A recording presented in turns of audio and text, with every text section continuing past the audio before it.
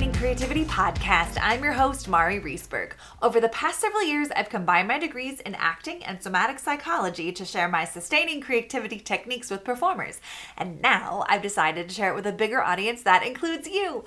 I'll be interviewing people from all backgrounds, ages, and creativity experiences to share just how creative we all are. Today, I'll be chatting with Larry Lempka, owner of Los Rios Farm. Please enjoy Larry Lempka.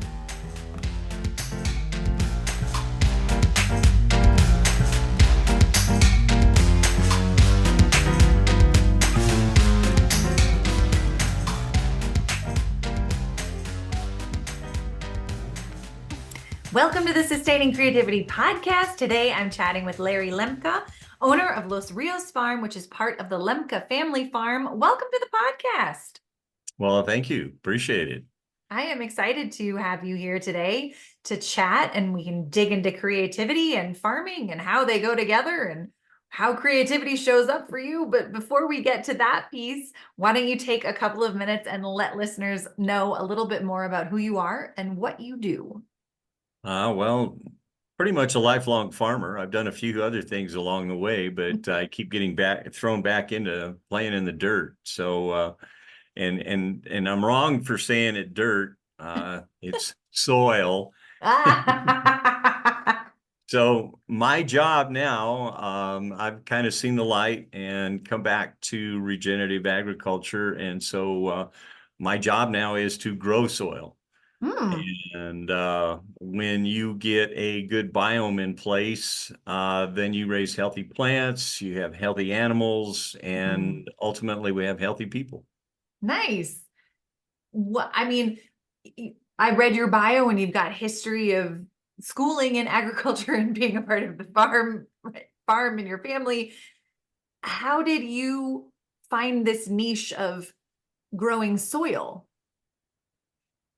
Well, we've been kind of, I guess, lied to along the way. I do some public speaking and some training and that kind of thing. And part of the process that I take people through is that when we had the great land rush way back in the 1860s, that is when we took a near perfect ecosystem and totally destroyed it.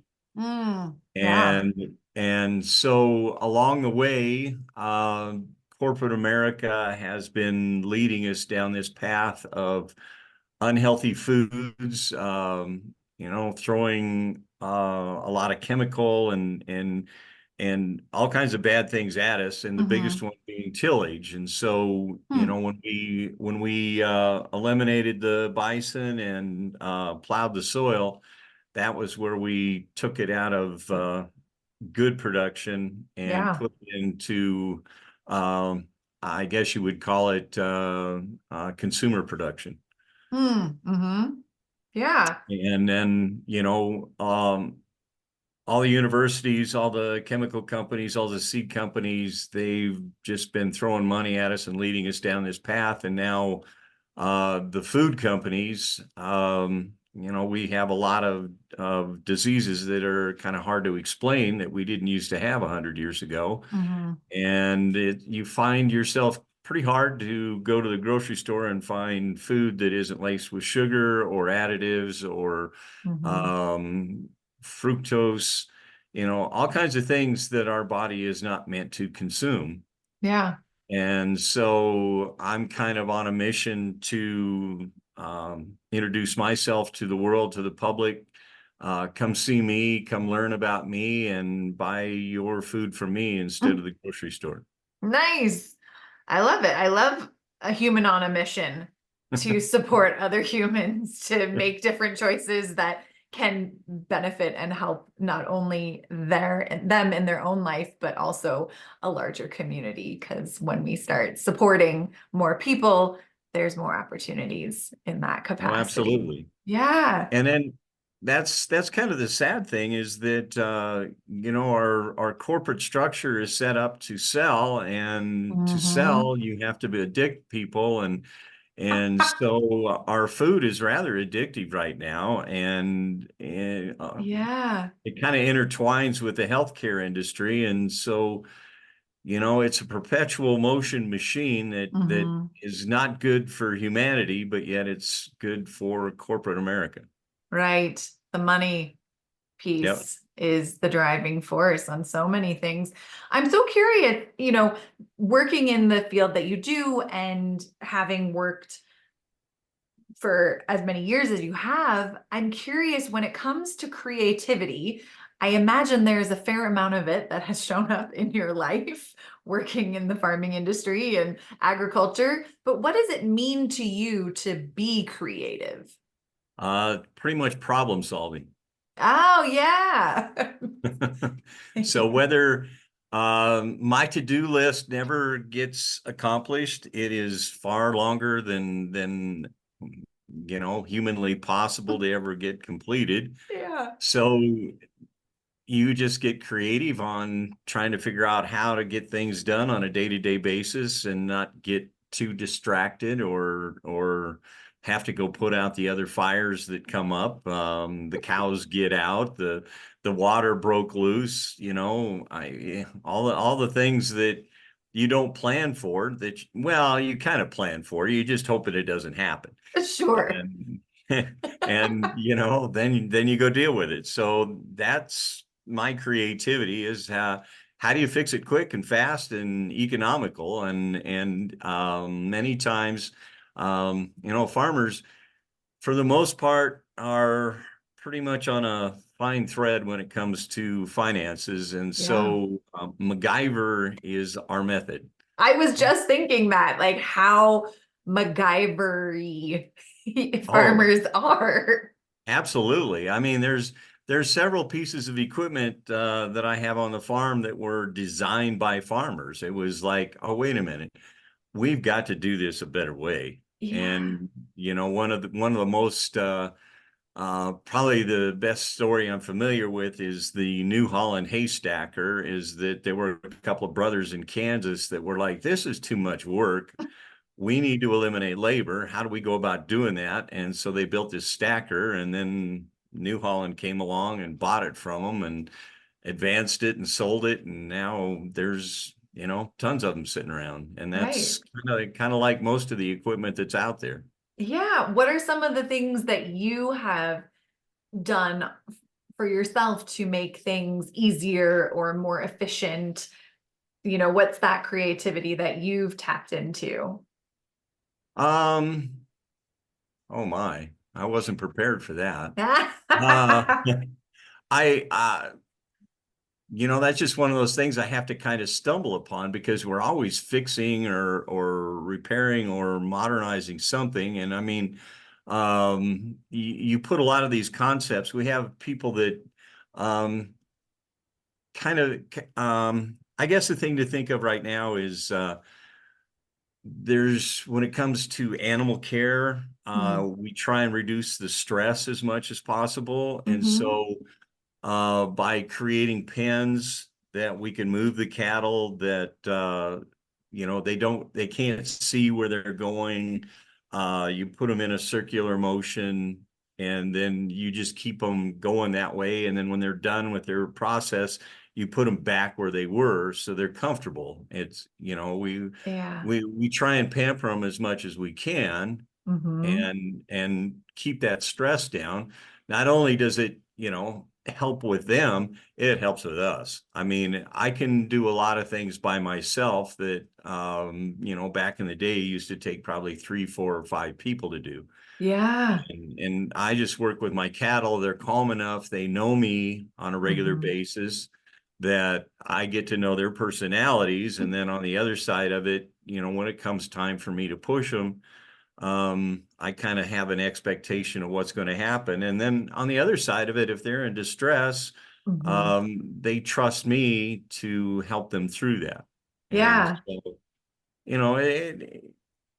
it's kind of funny to have 50, I don't know, 1,800-pound animals, fuzzy animals that are kind of your buds.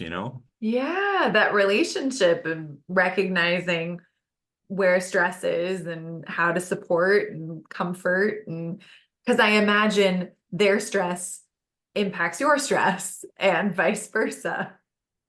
Oh yeah. And you know, whenever, no matter if it's an animal or human, if you're stressed, you're not living good. Yeah, You're more prone to sickness and right. all these kind of things. And we try and eliminate the stress. Now, I have characters that fences are just guidelines. Uh-huh. They're kind of like speed limits to people. Okay, fair. You just know that there's going to be violators out there pretty much every Yeah. day. Yeah. So you're And I, prepared for that. yeah, well, yeah, I got some property that's along a very busy highway, and I get calls all the time. And I said, did you happen to see the ear tag? I can bet it's either 17 or 22. I love that you know the person Well, having yeah, the but then I know exactly how to deal with them when I get there. Right.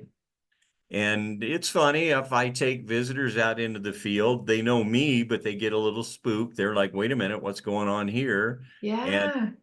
it's more a comfort thing. Hmm. It, they're just big puppy dogs. I like that that's how you see them, because someone who is not familiar may not see them as puppy dogs. Right. Yeah. And then you get into the real world of the vegans against the meat eaters kind of a thing. And oh my Sure. gosh, and then also, when it comes to the regenerative ag, they're saying that, oh my gosh, animals are, cattle are really bad. They let off methane and all. Mm, Well, we didn't have methane problems when we had 6 million buffalo running around. fair. So, Yeah. so let's try and eliminate that. If they have Hmm. good feed, they're going to reduce the methane. We're going to Yeah. bring the carbon back into the soil, Hmm. and so it's all that happy medium that we all deal with. So that's Totally. that's where I'm at. That's my challenge. That's my creativity. I love it. Well, hearing that like your creativity is around problem solving, I'm so curious, like what's your earliest memory of being creative? Uh, I would assume it's probably manipulation of my parents. Oh my gosh, I love it. Well, I mean, do we train our parents or do our parents train us? Valid question. Yeah. So, I'm just like the one that, just like those two that jump the fence all the time. I mean, it's a guideline. It doesn't mean that I can't color in the lines. Not very well. Got it. Got it. Okay. So early on, Yeah, this very, very early on. Yeah. your creativity was coming out. And I think a lot of it actually is inherited. Hmm. It comes down from your lineage Mm-hmm. because I've had some very um, interesting things that have happened to me that are like, serendipitous, that Hmm. how did I get here? And then a week, month, a year later, it's like, oh, well, I didn't reinvent this. This is kind of what my great grandparents had done, Hmm. and this is where they were, and I Hmm. stumbled back across it. So why is it that you feel that need to go back and reconnect in those things? Yeah. That's a that is a great question.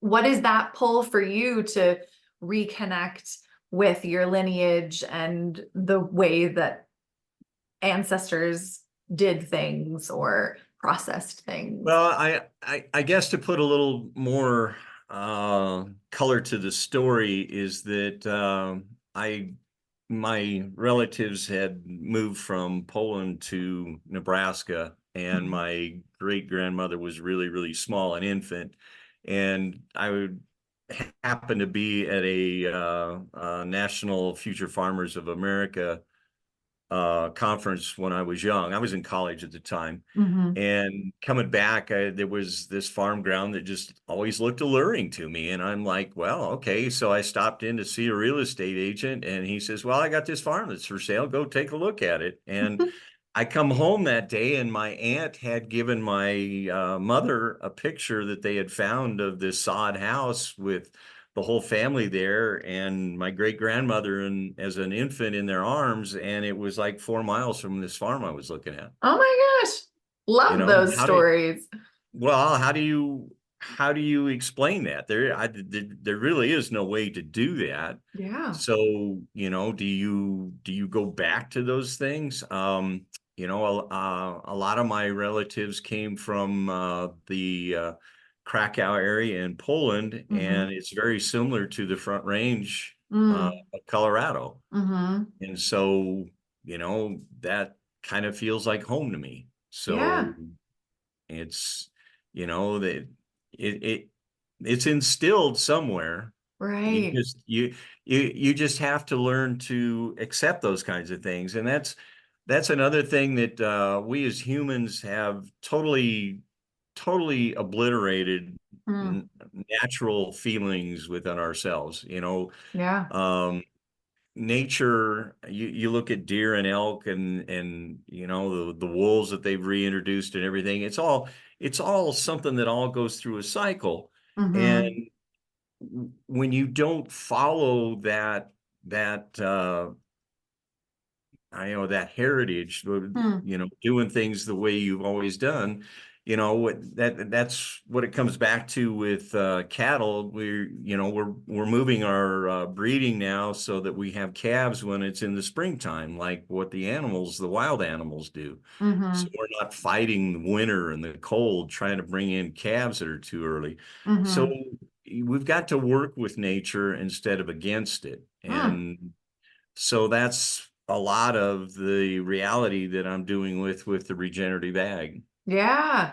I love that. Working with nature and not fighting it, which I think so often we as society does fight it to fit our needs. And how can we come back to more balance and symbiotic experience and relationship with what nature has to provide and the creativity that nature, I mean, it's so smart. It's so Right. willing to make adjustments and do things to support other aspects of the ecosystem. Well, I'm curious, for people who maybe don't think of themselves as creatives or have creativity in their life, how would you encourage others to find creativity in their lives? Well, first off, find out where your happy place is. There's got to be everybody has a location Mm, somewhere that they feel rested, confident, secure, that kind of thing. Go to that place and just let your mind go. mm-hmm, And don't infiltrate your head with all kinds of misconceptions. Just let things be, and over time you'll figure it out. I mean, the creativity will flow. I mean, hey, we all have problems when it comes to writing a newsletter. You get writer's block. We all have those situations, and to overcome that, do you force it or do you let it happen naturally? mm, mm-hmm, And so the creativity, everybody has creativity. mm-hmm. I think that we've just become a culture that we stifle so many of that. Yeah. And you see yourself on Facebook and seeing all these things, and the girls are throwing out stuff of, oh, you're important, or you're the one who can make the difference. All that. Why do we have to have these affirmations? It should be coming from within. And I mean, Mm, it's not bad. Don't get me wrong. It's not a negative thing, but it should be a self-absorbed sort of thing where your resiliency comes from within and your creativity. If your creativity is stifled, then chances are you're not living and breathing as you should be. yeah. So finding more of that authentic expression Right. and And let nature do its thing. Don't keep forcing what it is you're trying to do. Yeah, nice. Well, I have one more question for Sure. you. What does it feel like in your body to be creative? I guess it's one of those things that you just kind of stumble upon. Um, lots of people will be able to make, nice drawings or paintings or take that great picture or make great food or whatever the case is. And for me, I mean, back in the day when you would work a field and you would cultivate it and you'd get all done and you didn't whack out a whole bunch of it and there weren't any weeds sticking up all over and it looked ideal in my mind. That was the essence of feeling good about something, that huge amount of confidence that you gather from accomplishment. Nice. Yeah, absolutely. And it sounds like a lot of satisfaction too, completing Well, something. yeah, I mean, farmers are the eternal optimist, even though we talk pessimistic all the time. It's because, I mean, there's nothing better than to have an animal that's born and you're right there, Mm, or to yeah. have a seed planted and you trust that in 6 days or 7 or 10 or 12 days, whatever, that plant's going to come up and flourish for Hmm. you, and then you nurture it and whatever. So it's all within us. We just have to relax and accept Mm. it. Yeah, I like that reminder, relaxing and accepting. It's a great way to pin the end of our conversation. But thank you so much for taking the time to chat with me. If people want to learn more about the work that you do, your farm, how could they go about doing that? Well, the easiest way is to look me up on losriosfarm.com. Hmm. There's a lot of history there. The website is full of all kinds of things. I am building it. It's a process. It goes on. There's recipes. There's products that we sell. Not all of them yet. I'm trying to get there, but there's stories and there's people that are there that represent our product and have state why they buy from us. And Nice. it's a good way. What I proclaim is get to know your farmer. And Hmm. so, step away and do that. Other ways, you can find me on Instagram, Facebook, Los Rios Farm. Great. And by all means, follow the website. If you go to the website, there'll be a pop-up. Sign up for the newsletter. I'm supposed to do that every week. Well, it doesn't always happen, but it gives you a step-by-step of what did I do this week. And so you get to learn about farming and see some of my opinions. Fair. Nice. Well, I will put links in show notes so people have easy access. And thank you so much for taking the time to chat with me. I have thoroughly enjoyed our conversation. Well, thank you, Maury. I appreciate it. I've enjoyed this too.